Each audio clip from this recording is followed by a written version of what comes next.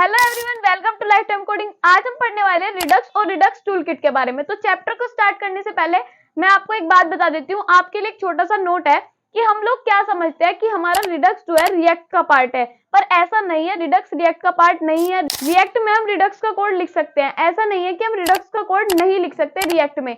और हम other frameworks को भी यूज कर सकते हैं, जैसे Vue.js हो गया, Angular.js हो गया, इनको भी हम यूज कर सकते हैं अपनी रिडक्स के लिए, ठीक है ना। और जो हमारी वैनिला जावास्क्रिप्ट है, मतलब कि जो हमारी सिंपल जावास्क्रिप्ट है, उसके अंदर भी हम अपना रिडक्स का कोड लिख सकते हैं। ऐसा नहीं है कि हम वैनिला जावास्क्रिप्ट के साथ अपना कोड नहीं लिख सकते।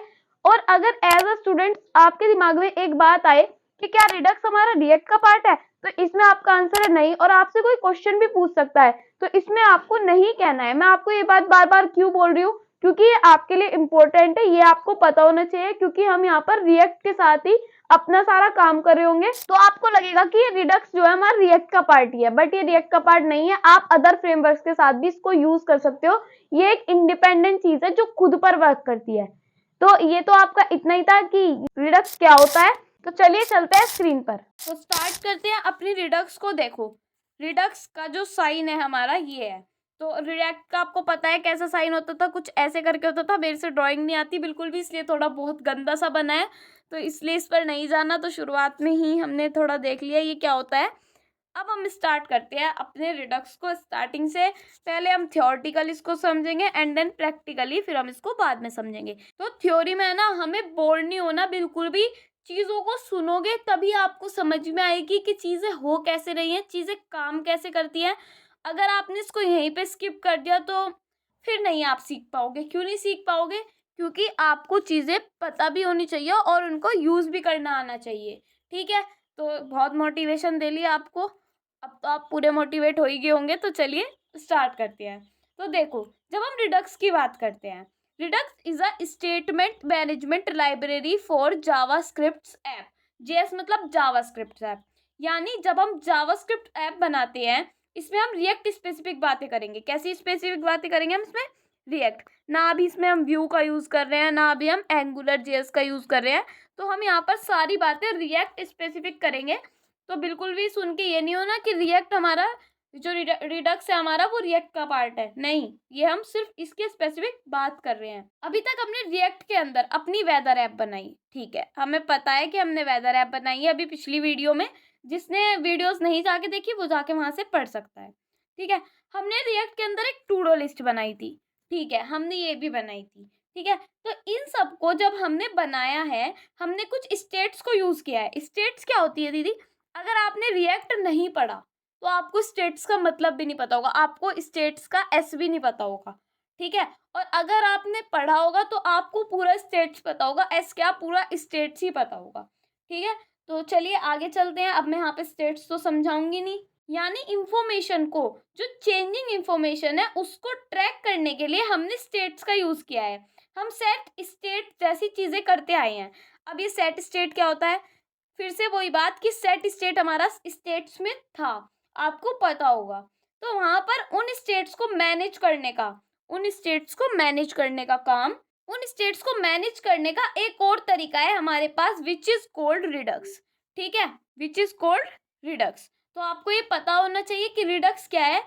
ये मैंने दोबारा एक बार बोल के बता रही हूँ मैं आपको। जब हम रिडक्स की बात करते हैं, Redux is a statement management library for JavaScript apps. यानी जब हम जावास्क्रिप्ट ऐप बनाते हैं, इसमें हम रिएक्ट स्पेसिफिक बात करेंगे। अभी तक हमने रिएक्ट के अंदर अपनी वेदर ऐप बनाई है, अभी हमने अपनी टू डू लिस्ट बनाई है। तो इन सबको जब हमने बनाया है, हमने कुछ स्टेट्स का यूज किया है। यानी इंफॉर्मेशन को, जो चेंजिंग इंफॉर्मेशन है उसको ट्रैक करने के लिए हमने स्टेट्स का यूज किया है। हम सेट स्टेट जैसी चीजें करते आए हैं। तो वहां पर उन स्टेट्स को मैनेज करने का एक और तरीका होता है हमारे पास, विच इज कोल्ड रिडक्स। यानी जर्नली एज अ स्टूडेंट जितने भी प्रोजेक्ट्स या फिर वेबसाइट्स हम रिएक्ट से बनाते हैं, उनके अंदर एज सच रिडक्स की कोई नीड नहीं होती। इनफैक्ट जो स्मॉल केस एप्लीकेशंस होती है उनके अंदर भी रिडक्स की कोई नीड नहीं होती। देखो, हम बड़ी बड़ी वेबसाइट्स बनाते हैं, बड़ी बड़ी, जैसे कि आप मान लो कोई भी किसी चीज का क्लोन बना रहे हो, एक तरीके से वो बड़ी ही वेबसाइट है, ठीक है। बड़ी वेबसाइट पर हम रिडक्स का यूज नहीं करते। क्यों नहीं करते? हमें नीड नहीं होती, हम यूज कर सकते हैं। बड़ी के साथ फिर भी हम यूज कर सकते हैं, छोटी के साथ नहीं कर सकते। जैसे हमने वेदर ऐप बनाई, वो छोटी सी चीज़ है, उसमें हमें कॉम्प्लेक्सिटी बढ़ाने की ज़रूरत नहीं है। क्यों नहीं है? देखो, स्मॉल केस एप्लीकेशंस होती हैं, उसके अंदर हम भी रिडक्स की कोई नीड नहीं होती। इसमें इस इंटरेस्टिंगली मैं आपको एक बात बताऊं, रिडक्स के जो क्रिएटर है उन्होंने खुद एक ब्लॉग के अंदर लिखा हुआ है कि कई डेवलपर्स क्या करते हैं, कई डेवलपर्स सिंपल प्रोजेक्ट्स के अंदर अननेसेसरी रिडक्स का कोड यूज करके यूज कॉम्प्लेक्स कर देते हैं, उसको बहुत ज़्यादा कॉम्प्लेक्स कर देते हैं। उसकी वजह से रिडक्स को ब्लेम किया जाता है। क्या किया जाता है? ब्लेम किया जाता है कि इसने कॉम्प्लेक्सिटी बढ़ा दी रिडक्स की, जबकि Redux targeted towards more complex applications, जो बड़ी बड़ी एप्लीकेशंस हो जाती हैं और स्टेट वेरिएबल्स, बहुत सारे स्टेट वेरिएबल्स हो जाते हैं। जैसे कि हमने कोई बड़ी एप्लीकेशन दी, उसमें नया बार में भी स्टेट वेरिएबल अपना, हीरो सेक्शन में भी स्टेट वेरिएबल अपना, फुटर में भी स्टेट वेरिएबल, जो नीचे के पार्ट्स हैं उनमें भी स्टेट वेरिएबल्स, तो कॉम्प्लेक्सिटी बढ़ जाती है बहुत ज़्यादा, जो कि जनरली हमारी रियल लाइफ वेबसाइट्स के अंदर होता है। जो हमारे रियल लाइफ प्रोजेक्ट्स होते हैं, रियल टाइम प्रोजेक्ट्स होते हैं, जो अभी कंपनीज के अंदर चल रहे हैं, तो उस स्केल पर जनरली हम रिडक्स को यूज करना प्रेफर करते हैं। ठीक है, एज सच हम अपने एज अ स्टूडेंट्स प्रोजेक्ट बना रहे होंगे, वो हम बना भी रहे हैं, जो हम बना चुके हैं उनके अंदर हमें रिडक्स को यूज नहीं करना, पर हाँ, रिडक्स की हमें बेसिक नॉलेज होनी चाहिए, जिससे हमें आइडिया हो कि रिडक्स कैसे काम करता है, कैसे नहीं काम करता है। रिडक्स एग्जैक्टली है क्या? अब हम ये समझेंगे कि रिडक्स एग्जैक्टली है क्या। रिडक्स अभी तक हमने क्या समझा? अभी भी हमने रिडक्स की बात की है, बट एग्जैक्टली क्या है? इनफैक्ट अगर इसे और ज्यादा डीप में एक्सप्लोर करना चाहते हैं तो उसके लिए हमारे पास कुछ कोर फंडामेंटल्स नॉलेज हमारे पास होनी चाहिए। तो रिडक्स को एज सच हमें अपने नॉर्मल प्रोजेक्ट के लिए नहीं यूज करना। It is targeted towards more complex projects, जिनके अंदर स्टेट को मैनेज करना बहुत ज्यादा कॉम्प्लेक्स हो जाता है। अब रिडक्स के यूज केसेस क्या है? यूज केसेस, रिडक्स के यूज केसेस होते हैं, देखो, इसमें से सबसे पहले सबसे पॉपुलर रिडक्स का ये होता है, फॉर एग्जाम्पल हमारे पास एक कंपोनेंट है, ठीक है, हमने मान लिया, इसको एक बार यहाँ से इरेज कर देते हैं, रफ कर देते हैं। मान लो हमारे पास एक कंपोनेंट है, अपने इंटरनल किसी कंपोनेंट को कुछ इंफॉर्मेशन पास ऑन कर रहा है, मतलब कि अंदर, इसके अंदर भी एक कंपोनेंट है, ये कुछ इंफॉर्मेशन इसको पास कर रहा है in the form of props. किसमें? प्रॉप्स की फॉर्म में। प्रॉप्स भी आपने पढ़े होंगे अगर रिएक्ट पढ़ा होगा तो। और ये कंपोनेंट क्या करता है? अपने एक और इंटरनल क्या करता है? अपने अंदर एक और इंटरनल कंपोनेंट को कुछ और इंफॉर्मेशन पास ऑन करता है। इस तरीके से हायरार्की के अंदर क्या होगी? हमारी हायरार्की, हायरार्की के अंदर यानी नेस्टेड फॉर्म के अंदर काफी सारी इंफॉर्मेशन, बहुत सारे मल्टीपल प्रॉप्स हमें पास करने पड़ जाते हैं। तो ऐसे केसेस में मल्टीपल प्रॉप्स को पास करने की बजाय, हमारे सिस्टम को कॉम्प्लेक्स बनाने की बजाय, हम क्या करते हैं? अपने रिडक्स को यूज करना प्रेफर करते हैं। या फिर इसका एक और पॉपुलर यूज केस है, देखो, एक और पॉपुलर यूज केस इसका मैं आपको बता देती हूँ यहीं पर, कि कई बार हमारे मल्टीपल कंपोनेंट्स होते हैं। अब मल्टीपल कंपोनेंट्स कैसे होते हैं? ये एक कंपोनेंट हो गया, ये बी कंपोनेंट हो गया, एंड ये सी कंपोनेंट हो गया। तो हमारे काफी सारे कंपोनेंट्स होते हैं, और ये तीनों कंपोनेंट है हमारे, कंपोनेंट किसी, अगर एक दूसरे को शेयर कर रहे हैं, ये कंपोनेंट अगर कंपोनेंट किसी को शेयर कर रहे हैं, तो इसमें एक कंपोनेंट से दूसरे कंपोनेंट के अंदर स्टेट का शेयर होना, that makes the project more complex too. तो ऐसे केसेस में भी हम रिडक्स को प्रेफर कर सकते हैं यूज करने के लिए। ठीक है, जब जानेंगे कि रिडक्स एग्जैक्टली है क्या, अब जानेंगे कि रिडक्स एग्जैक्टली है क्या। देखो, मैं बार बार चीज़ों को बस रिपीट कर रही हूँ, क्या कर रही हूँ? रिपीट। ये चीज़ें अभी आपके समझ में थोड़ी थोड़ी आ रही होंगी, बट चीज़ों को रिपीट करना का मतलब मेरा ये है, मेरा मकसद ये है आपको चीज़ें समझ में आए। पहले मैंने बताया कि रिडक्स है क्या, उसको मैंने सिर्फ आपको बताया कि ये क्या चीज़ है, क्या नहीं है। फिर मैंने आपको उसको एग्जाम्पल के थ्रू बताया, और अब देखते हैं मैं आपको क्या बताऊंगी। देखो, अब जानेंगे कि रिडक्स एग्जैक्टली है क्या। रिडक्स को हम किन केसेस में प्रेफर कर सकते हैं? जब हमारी स्टेट की वजह से चीज़ें कॉम्प्लेक्स हो। ठीक है, ये मैंने आपको बता दिया। तो मतलब रिडक्स के अंदर स्टेट रिलेटेड कुछ चीज़ें हैं, ये तो हमें पता चल गया। तो रिडक्स को जब भी हम यूज़ करेंगे, जब भी हम यूज़ कर रहे होते हैं, हमारे पास एक सेंट्रल स्टोर बन जाता है। अब ये स्टोर क्या है? स्टोर का भी मैं आपको बताऊंगी स्टोर क्या है। रिडक्स को यूज करने का मतलब है सेंट्रल स्टोर को यूज करना। ये स्टोर क्या करेगा? स्टोर हमारे लिए स्टेट को मैनेज करेगा। एक स्टोर है, ठीक है, ये हमारे लिए स्टेट्स को मैनेज करेगा। अब हम स्टेट्स को मैनेज करना सीखेंगे। स्टेट्स तो हमने लिखनी सीख ली, अब हम स्टेट्स को मैनेज करना सीखेंगे। जो सारे के सारे हमारे स्टेट वेरिएबल्स हैं। अब इंडिविजुअली स्टोर के अंदर, मतलब कि एक स्टोर के अंदर स्टोर नहीं होंगे, वो स्टोर के अंदर स्टोर होंगे। मतलब कि स्टोर है, अब यहाँ पर ये स्टोर वर्ड स्टोर कर रहा है सारी चीजों को, ठीक है। इसको हम थोड़ा इस तरीके से समझ सकते हैं। फॉर एग्जाम्पल, मैं आपको एक एग्जाम्पल बताती हूँ और बहुत ही अच्छा एग्जाम्पल है, आपको बहुत अच्छा लगेगा।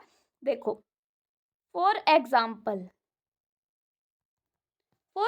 मैं आपको एक बात बताती हूँ। देखो, हमारे पास एक एरिया है, आप यहाँ पे इस एरिया को ऐसे देख सकते हो। ये हमारे पास एक एरिया है, एक लोकेलिटी है, इसके अंदर छोटी छोटी शॉप्स हैं या दुकानें हैं, दोनों एक ही बात है।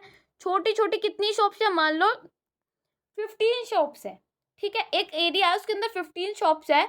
अब उन दुकानों की जगह से बहुत ज्यादा कोस हो गया है, मतलब कि बहुत ज्यादा भीड़ वगैरह हो गई है।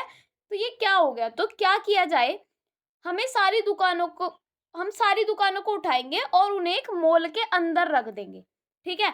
उनको एक मॉल के अंदर स्टोर कर देंगे। ऐसे ही जैसे काफी सारे हमारे पास स्टेट्स हैं, उनको हम एक जगह पर स्टोर कर रहे हैं, ऐसे ही हमारे पास काफी सारी दुकानें हैं और उनको हम एक जगह पर स्टोर कर रहे हैं, ठीक है। तो ये हमारा स्टोर होता है। इससे क्या होगा, जितने भी लोग हैं उनको सारी चीजें एक ही जगह पर मिल जाएगी, उनको अलग अलग दुकानों पर नहीं जाना पड़ेगा। एक मॉल के अंदर जाएंगे, वहीं पर उन्हें सारी दुकानें मिल जाएंगी, तो बहुत ज्यादा आसानी होगी।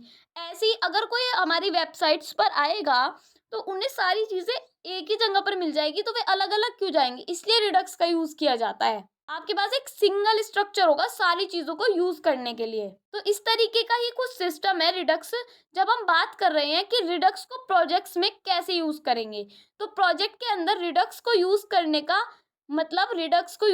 मतलब होता है कि अब हम हर कंपोनेंट के लिए इंडिविजुअल स्टेट वेरिएबल्स नहीं चाहिए, हमें इंडिविजुअली हम उसको मैनेज नहीं करेंगे, प्रॉप्स की तरह मल्टी वेरिएबल्स को पास ऑन नहीं करेंगे। एक सिंगल स्टोर बना लेंगे जिसके अंदर अब हमारा स्टेट मैनेज होगा।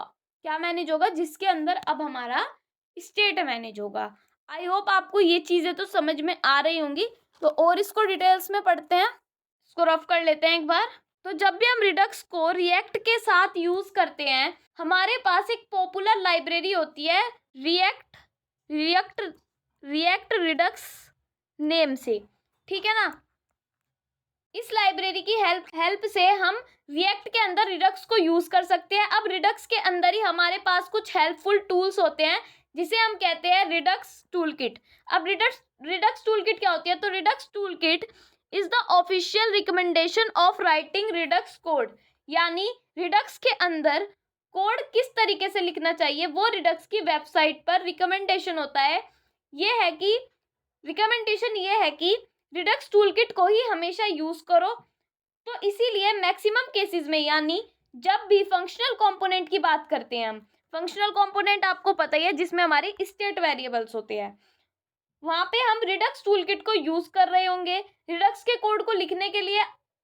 अब आई अंडरस्टैंड, सारी की सारी जो टर्म्स ये हैं, ये सारी हम फर्स्ट टाइम सुन रहे होंगे। रिडक्स क्या है, रिडक्स टूलकिट क्या है, सेंट्रल स्टोर क्या है। अब आई अंडरस्टैंड, क्योंकि हम फर्स्ट टाइम रिडक्स को पढ़ रहे हैं, इन सारी की सारी टर्म्स को भी हम फर्स्ट टाइम सुन रहे होंगे। हमें अभी कोई आइडिया नहीं है कि रिडक्स क्या है, रिडक्स टूलकिट क्या है, सेंट्रल स्टोर का क्या मतलब है, स्टेट मैनेजमेंट हो रही है, बट एग्जैक्टली मतलब क्या है स्टेट मैनेजमेंट का। तो ये सारी की सारी टर्म्स बिल्कुल कंफ्यूजिंग है, एक बिगिनर के लिए बिल्कुल कोई परेशानी वाली बात नहीं है। अगर आपको इस चैप्टर के अंदर कंफ्यूजन होगा तो but I will tell you कि इस चैप्टर को एंड तक आप समझ जाएंगे कि रिडक्स को एग्जैक्टली क्या मतलब है, और जो ये टर्म्स हम शुरुआत में बोल रहे हैं बहुत कंफ्यूजिंग लग रही है, ये इनका मतलब एग्जैक्टली होता क्या है, ठीक है। तो ये चीजें हम बिल्कुल समझ जाएंगे इस वीडियो के एंड तक। इनका क्या यूज केसेस होता है, तो पहले हम क्या करेंगे, तो पहले रिडक्स की हम थोड़ी थ्योरी पढ़ेंगे, उसके बाद हम कौन कौन सी टर्म्स को सीखेंगे, जिन टर्म्स को हम सीखेंगे उनको हम बार बार यूज करने वाले हैं। उन टर्म्स के क्या मतलब होते हैं, थियोरटिकल मतलब पहले हम समझ रहे होंगे, उसके बाद प्रैक्टिकली अपने टू डू लिस्ट के एग्जांपल की हेल्प से हम प्रैक्टिकली रिडक्स को इम्प्लीमेंट करके देखेंगे कि किस तरीके से रिडक्स यूज होता है और ये टर्म्स हमने सीखी उनके क्या मतलब है। और इस प्रैक्टिकल एग्जांपल के बाद दोबारा एक बार हम रिविजिट करेंगे अपनी थियोरटिकल टर्म्स को, ताकि हम रिलेशन बना पाए कि शुरू में जो हमने थ्योरी पढ़ी थी उससे क्या हमारी प्रैक्टिकली चीजें मैच हो रही हैं, जो हम प्रैक्टिकल करेंगे उनको हम थ्योरी से मैच करेंगे, क्या ये चीजें वही थी। तब आपको बहुत ज्यादा अच्छा लगेगा रिडक्स को सीख के। इस चैप्टर को हम बहुत धीरे धीरे पढ़ने वाले हैं। अगर कुछ चीजें मैं बार बार रिपीट करूं तो मेरा रिपीट करने का सिर्फ एक ही मकसद है कि अगर वो चीजें आप बार बार सुनेंगे तो उनके मतलब, उनकी क्लैरिटी, उनसे उनके साथ आप हमारी फेमिलियरिटी हमारी बढ़ जाएगी। तो इसीलिए कुछ टर्म्स चैप्टर के अंदर ऐसे होंगे जिनको मैं बार बार री एक्सप्लेन करने की कोशिश करूंगी। तो अभी तक हमने ये सीखा है कि रिडक्स हमारी स्टेट मैनेजमेंट लाइब्रेरी है। जब भी हमारा प्रोजेक्ट बड़ा होता है, ये आपको पता है, जब भी हमारा प्रोजेक्ट बड़ा होता है, बड़ा मतलब कि कितना भी बड़ा हो सकता है, स्टेट वेरिएबल्स बढ़ने लगते हैं। ये आपके मान लो स्टेट वेरिएबल्स हैं, ठीक है, ये आपके बढ़ने लगते हैं।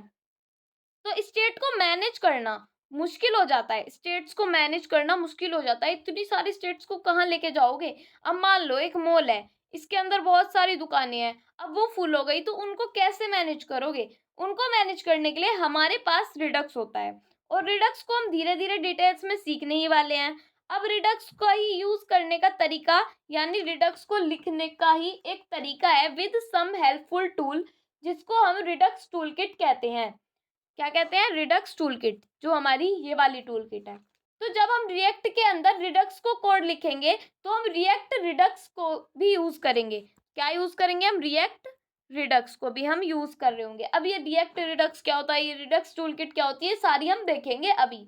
और साथ ही में हम रिडक्स के टूल किट को भी यूज करेंगे to write our Redux code. तो इसको एक बार रफ कर लेते हैं, आगे चलते हैं।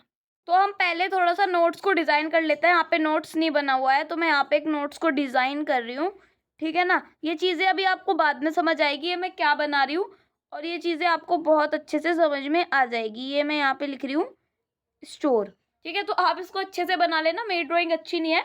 तो चलिए स्टार्ट करते हैं। देखो अब थोड़ा सा थियोरटिकल इन चीज़ों को समझ लेते हैं। फॉर एग्जाम्पल हमारे पास एक वेब पेज था, क्या है ये हमारा वेब पेज जो हमारे पास था, ठीक है। इस वेब पेज के अंदर हमारे पास मल्टीपल कंपोनेंट्स है। ये एक कंपोनेंट हो गया, ये एक कंपोनेंट हो गया, ये एक कंपोनेंट हो गया, एंड हमारा ये वाला एक कंपोनेंट हो गया। तो ठीक है, ये हमारे कंपोनेंट्स है। मान लो ये हमारा फर्स्ट कंपोनेंट है, जो पूरा वेब पेज है ये हमारा फर्स्ट कंपोनेंट है, ये हमारा सेकंड कंपोनेंट है, ये हमारा थर्ड, ये हमारा फोर्थ, एंड देन ये हमारा फिफ्थ कंपोनेंट है। तो ऐसे करके हमारे कंपोनेंट्स हो गए। अब जो ये सारे के सारे कंपोनेंट्स है, इनके अंदर और भी इंटरनल नेस्टिंग हो सकती है। तो नेस्टिंग भी होगी। नेस्टिंग जब भी होती है ना, तो स्टेट वेरिएबल्स को हम प्रॉप्स की तरह पास करते हैं। अब प्रॉप्स क्या होता है, प्रॉप्स हमने पढ़े हैं। स्टेट वेरिएबल को हम प्रॉप्स की तरह पास करते हैं। चीजें कॉम्प्लेक्स होती रहती है। हो सकता है ये तीनों कंपोनेंट्स है, ये किसी एक स्टेट वेरिएबल को शेयर कर रही हो, जो ये तीनों हमारे कंपोनेंट्स है, क्या पता ये तीनों एक ही कंपोनेंट को शेयर कर रहे हो, मतलब कि एक ही स्टेट वेरिएबल को शेयर कर रहे हो। तो ऐसे केसेस के अंदर स्टेट को मैनेज करना मुश्किल हो जाता है। तो हम क्या करते हैं, स्टेट को हर इंडिविजुअल कंपोनेंट खुद मैनेज करे, यानी हर कोई अपनी इंडिविजुअल दुकान चला रहा है, उससे बेटर हम क्या करते हैं, कॉमन सिस्टम ले आते हैं। कॉमन सिस्टम मतलब एक स्टोर, ठीक है। कॉमन सिस्टम ले आते हैं, सेंट्रल सिस्टम ले आते हैं, ये हमारा सेंट्रल सिस्टम होता है, ठीक है। सेंट्रल सिस्टम जैसे मॉल बना दिया हमने, ठीक है। अब उसी के अंदर सारे स्टोर्स एंड सारी दुकानें आ गई, तो इससे हम रिडक्स की लैंग्वेज में कहते हैं हमारा स्टोर, ठीक है। अगर आपसे कोई पूछे, इसको रफ कर लेते हैं, अगर आपसे कोई पूछे what is store, store is a central library. Central library ये एक तरीके से मान लो हमारी सेंट्रल लाइब्रेरी हो गई। Store is a central library that stores the state, जो हमारी स्टेट को स्टोर करती है, जो हमारी स्टेट को स्टोर करता है। और ये स्टोर कुछ नहीं है, ये एक बस ऑब्जेक्ट है। अब ऑब्जेक्ट क्या होती है, आपको मैंने जावास्क्रिप्ट में पढ़ाई थी ऑब्जेक्ट, ये उसी ऑब्जेक्ट की बात हो रही है। ये हमारी एक जावास्क्रिप्ट की ऑब्जेक्ट है जिसको हमने स्टोर कह दिया।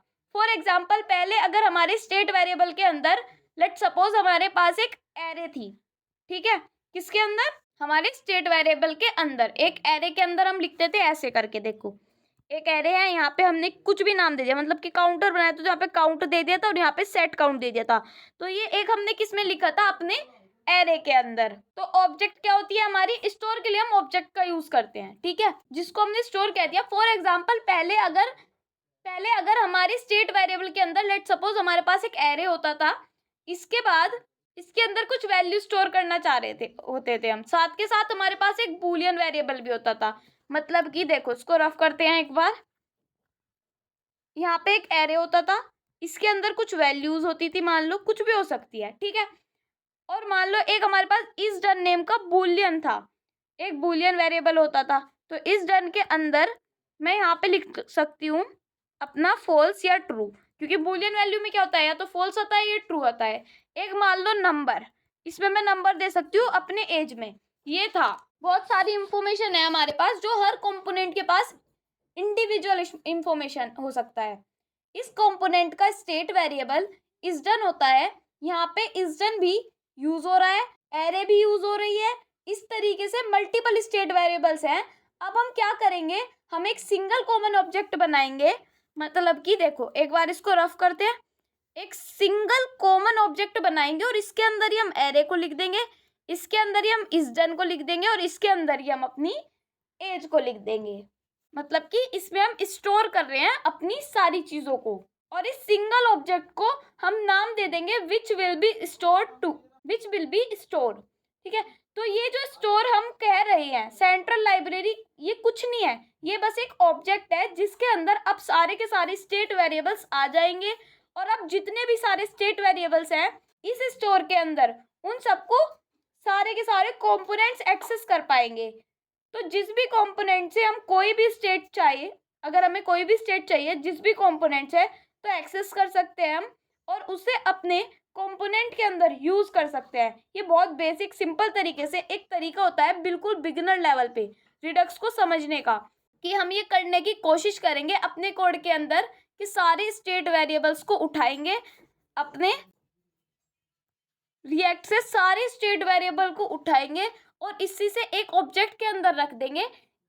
इस ऑब्जेक्ट को हम स्टोर कह देंगे। अब कोई भी कंपोनेंट इस कॉमन ऑब्जेक्ट को यानी इस कॉमन स्टोर को यूज कर सकता है। तो यहाँ से तो हमें क्लियर हो गया कि हमारे स्टोर का क्या मतलब होता है। इसके बाद एक और चीज आती है, ठीक है। अभी तो हमने स्टोर को समझा, अब मैं आपको बताऊं मेन क्या है। स्टोर हमारी होती है ऑब्जेक्ट जिसके अंदर सारे स्टेट वेरिएबल्स को हम डाल सकते हैं और इसको कहीं भी जाके हम यूज कर सकते हैं, ठीक है। अब हमारे पास एक और चीज आती है। फॉर एग्जाम्पल, किसी भी कंपोनेंट के पास अगर कोई भी स्टेट वेरिएबल है, ठीक है, अभी बताती हूँ मैं, इसको रफ करते हैं एक बार हम। ये हमारा वेब पेज है, इसके अंदर ये हमारा कंपोनेंट है, ये हमारा कंपोनेंट था, ये हमारा कंपोनेंट था, ये हमारा कंपोनेंट था। तो इसको बनाने में ज्यादा टाइम नहीं लगता, इसलिए मैंने ये बना दिया। अब देखो, किसी भी कंपोनेंट के पास, कोई भी कंपोनेंट ले लो, किसी भी कंपोनेंट के पास अगर कोई भी स्टेट वेरिएबल है, तो हमें पता है कि फंक्शनल प्रोग्रामिंग के अंदर, यानी जो हम फंक्शनल कंपोनेंट को बिल्ड करते आए हैं, फंक्शनल क्या होता है, जिसमें हम अपने स्टेट वेरिएबल्स को यूज करते हैं, उसमें डायरेक्टली स्टेट को चेंज कर पाना, स्टेट को म्यूटेट कर पाना पॉसिबल नहीं है। तो यानी अगर हमारे पास कोई स्टेट वेरिएबल है ए जिसकी वैल्यू के अंदर है 15, ठीक है, मान लिया अगर कोई हमारे पास स्टेट वेरिएबल जिसकी वैल्यू के अंदर है 15, इस 15 को मुझे 20 बनाना है, ठीक है, इस 15 को मुझे 20 बनाना है। तो क्या करेंगे, सिंपली हम ऐसे लिख देंगे, बट ऐसे नहीं लिखते। हम क्या करते हैं, हम अपने सेट स्टेट, अब पहले इसको रफ करना पड़ेगा हमें, जब भी हम लिख पाएंगे, यहाँ पे स्पेस नहीं बचा, तो मैंने यहाँ पे लिखा सेट स्टेट। हम क्या करेंगे, अपने सेट स्टेट वाले फंक्शनल को कॉल करेंगे, कॉल करते हैं, एंड उसके अंदर हम अपनी स्टेट को चेंज कर रहे होते हैं, यानी स्टेट की अपडेटेड स्टेट की नई वैल्यू को पास कर रहे होते हैं। तो आई होप आपकी ये लाइन थोड़ी समझ में आई होगी, अगर समझ नहीं आई पीछे जाके देखो, दोबारा समझ में आ जाएगा। तो इस तरीके से हमारी स्टेट चेंज की जाती है। ठीक है ना। इस तरीके से स्टेट को म्यूटेट करते हैं, डायरेक्टली म्यूटेट नहीं करते प्रोग्रामिंग के अंदर। तो वही सेम कॉन्सेप्ट हम रिडक्स के अंदर भी यूज करते हैं। यानी ठीक है, हमने मान लिया हमारी ऑब्जेक्ट के अंदर अपनी सारी की सारी स्टेट वेरिएबल्स को स्टोर कर देंगे, पर उनको हम डायरेक्टली म्यूटेट नहीं कर पाएंगे। ऐसा नहीं है। कंपोनेंट 2 आया, देखो मान लो, एक बार इसको फिर से हटा देते हैं, हम दोबारा से बना लेंगे। तो देखो यहाँ पे जैसे कि हमारा ये 2 कंपोनेंट था, 2 आया और उसने स्टेट वेरिएबल को डायरेक्टली यहाँ पे म्यूटेट कर दिया स्टोर के अंदर। ठीक है, डायरेक्टली क्या करा, म्यूटेट कर दिया स्टोर के अंदर। ये हमारा स्टोर है। जैसे यहाँ पे हमारे पास सेट स्टेट वाला वेरिएबल है, ठीक है, क्या है, सेट स्टेट वाला फंक्शन होता है। ये डिफरेंट डिफरेंट फंक्शंस होते हैं फिर डिफरेंट वेरिएबल्स। वैसे ही रिडक्स के अंदर भी हमारे पास फंक्शंस होते हैं। टू म्यूटेट, म्यूटेट कहने का क्या मतलब है, जब भी हम स्टोर के अंदर हम कुछ भी चेंज करना चाहते हैं, म्यूटेट मतलब चेंज करना चाहते हैं, कुछ भी किसी भी स्टेट को चेंज करना चाहते हैं, तो हमारे पास कुछ फंक्शंस होते हैं जो उसके चेंज करने का काम करते हैं। डायरेक्टली म्यूटेट नहीं कर सकते हम, फंक्शन के थ्रू ही म्यूटेट करना पड़ेगा, और इन फंक्शंस को हम कहते हैं अपना रेड्यूसर्स। अभी हमने क्या पढ़ा था, स्टोर, अब हम क्या पढ़ रहे हैं, रेड्यूसर्स। मैं एक बार रेड्यूसर्स को रिपीट कर देती हूँ। रेड्यूसर्स क्या होते हैं हमारे, देखो जैसे कि हमारा सेट वेरिएबल है, एक तरीके से म्यूटेट वाली चीज। ठीक है, हम म्यूटेट नहीं कर सकते, और म्यूटेट करने के लिए हमें काफी सारी चीजें करनी पड़ती है। तो ये चीज आप दोबारा से जाके सुनो कि रेड्यूसर्स होते क्या है।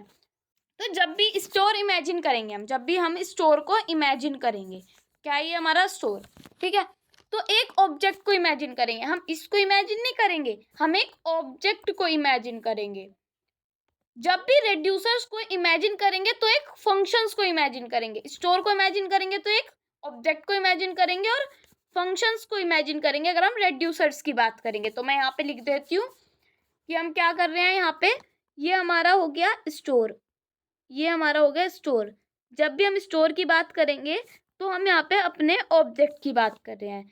जब भी हम अपने रेड्यूसर्स की बात कर रहे हैं तब हम यहाँ पे अपने फंक्शंस की बात कर रहे हैं। ठीक है, तो बस ये चीज़ ही दिमाग में रखनी है, और जो मैंने बोला उसको आप अपने दिमाग में रखो, बट बस इतना ज़्यादा आपके लिए सफिशिएंट है ध्यान रखने के लिए। तो एक फंक्शन को इमेजिन करेंगे जैसा सेट स्टेट वाला काम होता है। ठीक है, हमने एक फंक्शन को इमेजिन कर दिया, सेट स्टेट वाला काम होता है। ठीक है, उसी तरीके का काम हमारा रेड्यूसर्स फंक्शन करेंगे। अब क्योंकि स्टोर के अंदर तो सारी की सारी चीजें स्टेट से स्टोर हो रही हैं। ठीक है, क्या स्टोर हो रही है, स्टेट से स्टोर हो रही है, यानी मल्टीपल डिफरेंट डाटा है जो हमारे स्टोर के अंदर स्टोर होगा। तो रेड्यूसर्स को कैसे पता चले कि उसे कौन सी स्टेट को मैनिपुलेट करना है। अच्छा, यहाँ पे एक और पॉइंट है कि जरूरी नहीं है कि रेड्यूसर एक ही हो, रेड्यूसर आपके मल्टीपल हो सकते हैं। ठीक है, मल्टीपल रेड्यूसर भी आपके हो सकते हैं। फॉर एग्जाम्पल हमारी ये ऑब्जेक्ट है, ठीक है, फॉर एग्जाम्पल हमारी एक ऑब्जेक्ट है, मान लो यही हमारी ऑब्जेक्ट है, हमारा ये स्टोर है।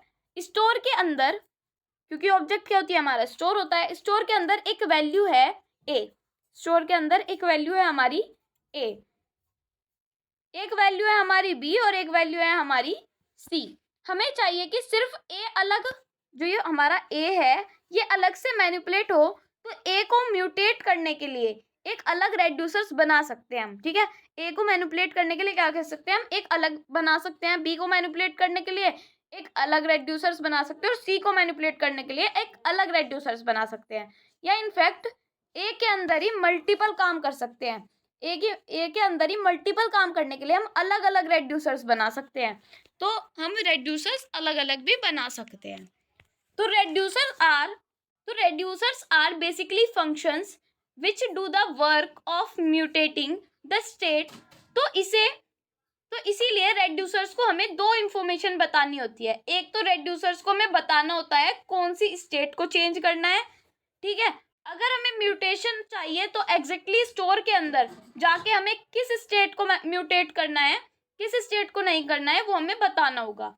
एक ये इंफॉर्मेशन, इसे हम as an argument, as an parameter pass करते हैं। और दूसरा, हमें रेड्यूसर्स को बताना पड़ता है कि किस एक्शन के बेसिस पे। अब ये हमारा एक्शन क्या होता है, ये एक्शन क्या आ गया, देखो एक तो हमारा फंक्शन होता है, एक हमारा होता है एक्शन। और किस में होता है ये हमारा, जब हम यहाँ पे रेड्यूसर्स की बात कर रहे हैं, ठीक है। हमें रेड्यूसर्स को बताना पड़ता है कि हम किस एक्शन के बेसिस पर हमें ये काम करना चाहिए। तो एक नई टर्म रिडक्स के अंदर आती है हमारे पास एक्शन, ये मैंने आपको बता दिया, ठीक है। एक्शन को हम इवेंट की तरह सोच सकते हैं। अब ये इवेंट क्या होता है, अभी देखो इवेंट आप बहुत जल्दी समझ जाओगे इवेंट क्या होता है। जैसे होते हैं हमारे पास जावास्क्रिप्ट के अंदर कि हमने एक बटन को क्लिक किया, जैसे कि आपका ये बटन है, इसको हमने क्लिक किया, जावास्क्रिप्ट के अंदर यही होता है, वो हमारे पास एक इवेंट होता है। हमने कुछ और काम किया, वो हमारे पास क्या होता है, एक इवेंट होता है। तो यहाँ पे हमारे पास एक्शंस होते हैं, क्या होते हैं हमारे पास, एक्शंस होते हैं, जिनको हम डिफाइन कर सकते हैं। हमारा एक्शन कुछ भी हो सकता है। हमारा एक्शन ये भी हो सकता है कि अगर एक इंस्टाग्राम है, ठीक है, अभी समझते हैं इसको भी, बहुत आसानी से समझ जाओगे ये चीज तो आप। अगर एक हमारे पास इंस्टाग्राम है, ठीक है, अगर एक इंस्टाग्राम की ऐप अगर बनाई है, तो अगर एक यूजर ने दूसरे किसी यूजर को फॉलो कर लिया, क्या कर लिया, फॉलो, ठीक है, जैसे कि मैं हूं, मैंने किसी को फॉलो कर लिया, तो उसके फॉलोवर्स का काउंट बढ़ेगा, जरूर बढ़ेगा, ठीक है। तो उसके फॉलोवर का काउंट बढ़ा दो, तो किसी को नए फॉलोवर्स को फॉलो करना एक एक्शन हो सकता है, किसी नए फॉलोवर्स को फॉलो करना एक एक्शन हो सकता है, ठीक है। ये चीज आपको समझ में आ गई। एक और एग्जांपल है, फॉर एग्जांपल हमने अमेजोन की वेबसाइट बनाई है, क्या बनाई है, अमेजोन की वेबसाइट बनाई है।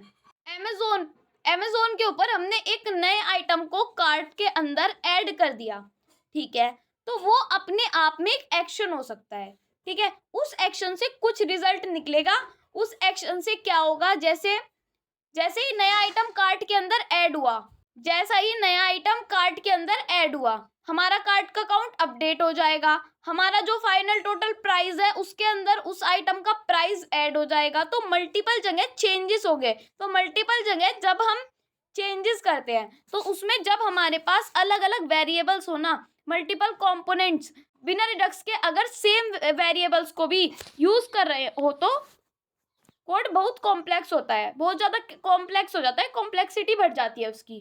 तो ऐसे केसेस में जब फॉर एग्जांपल हमने न्यू आइटम को ऐड कर दिया, अब हमने एक साथ कार्ट वाले कंपोनेंट के अंदर भी चेंज चाहिए, एक साथ हमें पेमेंट वाले उसके अंदर भी कंपोनेंट के अंदर भी चेंज चाहिए। तो सेंट्रल जगह चेंज हुआ और मल्टीपल जगह वो चेंज प्रोपिगेट हो गया, मतलब कि मल्टीपल जगह उसका रिजल्ट दिख गया। इस तरीके के यूज केसेस के लिए हम अपने रिडक्स को यूज करते हैं, यानी एक सेंट्रल जगह हमने स्टेट मेंटेन कर ली, और जैसे ही वो एक्शन परफॉर्म हो गया, एक न्यू आइटम को ऐड होने का एक्शन, एक न्यू फॉलोवर के ऐड होने का एक्शन, तो इस तरीके के एक्शन से मल्टीपल जगह हम अपना रिजल्ट लेकर आ सकते हैं। To our actions are like events in Redux, ठीक है। तो आपको समझ में आ गई होगी हमने किन किन चीज़ों की बात की, हमने 3 चीज़ों की बात की। तो ये 3 चीज़ें बेसिक टर्म है जिनको हमने रिडक्स में करा। एक तो हमारा हो गया स्टोर में हमारा हो जाती है जिसको हम ऑब्जेक्ट से देखते हैं, OBJ, ठीक है। और एक हमारा होता है रेड्यूसर्स हमारे क्या होते हैं, फंक्शन। एक हमारी होती है स्टेट और एक्शन। ये तीनों चीजें हमने यहाँ पे समझी और आई होप आपको समझ में आ गई होगी। अगर इनकी प्रॉपर थियोरेटिकल डेफिनेशन हम देखना चाहते हैं तो चलिए हम नोट्स पर चलते हैं। देखो अब हम इनकी थियोरेटिकल बात करेंगे। स्टोर क्या होता है, store a centralised store holds the whole state tree of your application, मतलब कि जो हमारी पूरी एक ऐप का स्टेट का ट्री बनता है उसे हमारा स्टोर होल्ड करता है, ठीक है। तो स्टोर हमारा ये होता है। रेड्यूसर्स क्या होता है, functions that take the current state and an actions as argument and return a new state result. यानी हमारा रेड्यूसर्स एक ऐसा फंक्शन होता है जिसको बताना पड़ेगा इस स्टेट को चेंज करना है, और ये बताना पड़ेगा कौन सी एक्शन होने पे स्टेट को चेंज करना है। तो वो क्या करेगा, वो स्टेट को चेंज कर देगा और हमें एक न्यू स्टेट, मतलब कि हमें एक न्यू स्टेट रिटर्न करेगा, वापस दे देगा, ठीक है। एक बार मैं आपको दोबारा से बता देती हूँ कि आपका रेड्यूसर्स क्या होता है। इंग्लिश में आप खुद पढ़ लेना सामने से, मैं आपको हिंदी में बताती हूँ। यानी हमारा रेड्यूसर्स एक ऐसा फंक्शन है जिसको बताना पड़ेगा इस स्टेट को चेंज करना है, इस स्टेट को चेंज करना है, और ये बताना पड़ेगा कौन सी एक्शन पे स्टेट को चेंज करना है। फिर वो क्या करेंगे, स्टेट को चेंज कर देगा और हमें एक न्यू स्टेट रिटर्न कर देगा, वापस दे देगा। ठीक है, अब हम देखते हैं हमारा एक्शन क्या होता है। It is a plain JavaScript object that has a type field. Type field की तो हम बाद में बात करेंगे, पहले हम इसको समझते हैं। एक्शन क्या होता है, एक्शन भी एक ऑब्जेक्ट ही होता है। ठीक है, तो ये वैसे तो कॉम्प्लेक्स वर्ड लग रहे होंगे, पर एक बार हम कोड देख लेंगे या प्रैक्टिकली बहुत ही चीजें आपको सिंपल लगेंगी जब आप प्रैक्टिकली उनको कर लोगे। ये टाइप फील्ड कहने का क्या मतलब है, टाइप फील्ड मतलब इसे हम आगे जाके पढ़ रहे होंगे, तो एक्शंस को हम इवेंट्स की तरह समझ लेते हैं। क्या करते हैं, इवेंट्स की तरह समझ सकते हैं एक्शंस को। साथ के साथ हमारे पास एक नई टर्म आती है विच इज कॉल्ड स्लाइस। ठीक है, अब हम स्लाइस की बात करेंगे। स्लाइस का collections of redux reducers logic and actions or a single together in a single file। for example हमारे पास एक प्रॉपर वेबसाइट है। ठीक है, ये हमारे पास एक प्रॉपर वेबसाइट है पूरी। ठीक है, अब वेबसाइट के ऊपर डिफरेंट कंपोनेंट हो सकते हैं। इनको कंपोनेंट्स कह लो, इनको फीचर्स कह लो, इनको कंपोनेंट्स कह लो, चाहे इनको फीचर्स कह लो। एक फीचर हमारे पास हो सकता है नैव बार वाला। ठीक है, जब हम वेबसाइट बनाते हैं तो एक नैव बार वाला तो होता है, इसको हम कंपोनेंट भी कह सकते हैं। तो नैव बार वाला कंपोनेंट और फीचर साथ में रहेंगे। एक हो सकता है हमारे पास एक प्रॉपर फुटर वाला कंपोनेंट। ठीक है, ये हमारा फुटर हो सकता है। फुटर के अंदर भी कुछ अलग फीचर्स हो सकते हैं। अब यहाँ पर नैवबार से रिलेटेड जो हमारे पास रेड्यूसर्स होंगे, ठीक है, कि नैवबार के अंदर कौन कौन से इवेंट्स है, एक्शंस है जो हो सकते हैं, जिसके बेसिस पे हमें स्टेट को चेंज करना पड़ सकता है। तो यहाँ पे रेड्यूसर्स प्लस एक्शंस का कॉम्बिनेशन होगा। उन सबको अगर हम डिफाइन करना चाहेंगे तो उनके हम एक सिंगल फाइल के अंदर डिफाइन कर सकते हैं, और उस फाइल को हम बेसिकली अपनी स्लाइस कह देंगे। तो जब हम फीचर्स में डिवाइड कर देंगे अपने प्रोडक्ट को, जैसे अपने कंपोनेंट्स में डिवाइड करते हैं कि ये हमारी वेबसाइट है, ये है नैवबार वाला कंपोनेंट, नीचे वाला कंपोनेंट हमारा फुटर वाला कंपोनेंट, यहाँ पे हमारा कुछ कार्ड वाला कंपोनेंट है, यहाँ पे मान लो इसके बीच में यहाँ पे कुछ कार्ड वाला कंपोनेंट है जिसे हम हीरो सेक्शन कह देते हैं। यहाँ पे हमारा पेमेंट वाला कंपोनेंट भी है एक। ठीक है, हमने मान लिया मल्टीपल कंपोनेंट्स को मिला के एक सिंगल वेबसाइट बनती है। ऐसे ही जो सारे कंपोनेंट्स है इनको फीचर्स की तरह समझ सकते हैं। तो अगर हम लॉजिकली अपनी वेबसाइट को फीचर्स के अंदर डिफाइन करेंगे तो हर फीचर के जो रेड्यूसर्स एंड एक्शन होंगे, जो हमारे रेड्यूसर्स एंड एक्शन होंगे, उनको साथ में हम सिंगल फाइल के अंदर लिख सकते हैं, और इसी फाइल को हम अपनी स्लाइस कह देंगे। तो फुटर का जो पूरा रेड्यूसर एक्शन वाला लॉजिक होगा वो एक अलग सिंगल फाइल के अंदर लिखा जाएगा। तो फुटर की अलग स्लाइस बनेगी और नैवबार की अलग स्लाइस बनेगी। तो स्लाइस का मतलब कुछ नहीं है, जब आप यूजर की लॉजिक एंड एक्शन को कंबाइन कर देते हो in a single feature in your app, तो वो सारे कोड हम सिंगल फाइल के अंदर लिख सकते हैं, और उस फाइल को हम अपनी स्लाइस कह सकते हैं। बेसिकली जो वो लॉजिक आपने लिखा पूरा कंबाइंड करा, उसको हम एक स्लाइस बोल सकते हैं। रिडक्स की लैंग्वेज में, रिडक्स की डिक्शनरी में ये जो सारे टर्म्स है हम समझ रहे हैं, काफी सारे स्टोर समझा हमने, रेड्यूसर समझा हमने, एक्शन समझा हमने, स्लाइस समझा। रिडक्स हमें बताता है कि इन टर्म्स के लिए ये क्या मतलब होते हैं। जर्नल इंग्लिश के मतलब नहीं है ये, हम रिडक्स के डिक्शनरी के मतलब हम समझ रहे हैं। तो slice is basically a bundle reducers logic and actions. ठीक है, अब ये तो हो गई हमारी रेड्यूसर्स की थ्योरी। अब हमारे फाइनली थ्योरी पढ़ लिया, अब हमने सारी थ्योरी को पढ़ लिया। अब हम नेक्स्ट वीडियो में प्रैक्टिकली चीज़ों को इम्प्लीमेंटेशन करके देखेंगे, और नेक्स्ट में बहुत मज़ा आने वाला है आपको। इसमें तो आपको थोड़ी बोरियत भी लगेगी क्योंकि सारी ही थ्योरी थी इस चैप्टर में, और मुझे पता है थ्योरी में मज़ा नहीं आता, पर जब तक आप अपनी थ्योरी नहीं पढ़ते आपको प्रैक्टिकली चीज़ें बिल्कुल नहीं समझ में आने वाली थी। अब आपको एक सिंगल लाइन में मैं आपको चारों चीज़ें बता देती हूँ। ये हमारा क्या है, ये हमारा ऑब्जेक्ट है, रेड्यूसर्स क्या है, ये हमारा एक फंक्शन है, और एक्शन क्या है, ये हमारा एक इवेंट है क्लिक करने वाला। स्लाइस क्या है, ये भी आपको मैंने बता ही दिया, बस ये एक सिंपल चीज है, ये भी हमारी इन तीनों से ही मिलती जुलती चीज है। तो आई होप आपको ये समझ में आया होगा। आप इसको बिल्कुल एंड तक देखना, दोबारा देखना अगर नहीं समझ में आता है। नेक्स्ट वीडियो आपको जब ही समझ में आएगी उसमें हम अपनी टू डू लिस्ट को बना रहे होंगे। तो आई होप आपको मजा आया होगा। अगर आपको ऐसी ही वीडियो चाहिए, अगर आपको ऐसी अच्छे अच्छे ट्यूटोरियल चाहिए, तो लाइक कमेंट शेयर करो एंड थैंक यू।